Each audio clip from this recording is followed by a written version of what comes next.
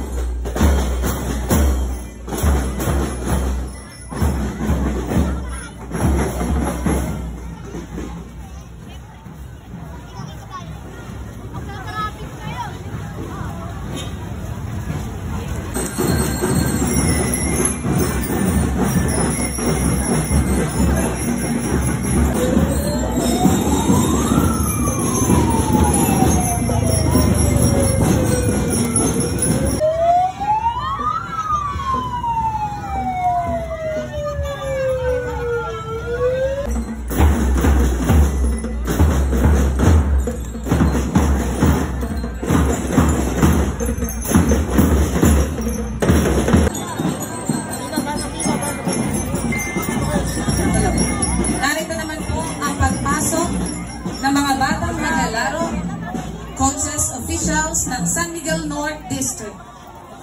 Pagkatapos ko nga tumugtog, may nagpa-picture nga sa akin mga beshi. Ang galing nga niya sumayaw, mas malambot pa sa akin. Dumiretso nga po kami sa kantin dahil meron nga daw po libreng sopas. Kumain na nga ako dahil papasok pa nga ako mga beshi. Tara, kain po tayo mga beshi. Thank you po sa pasopas. Yun lang, salamat sa panonood. Bye-bye mga beshi.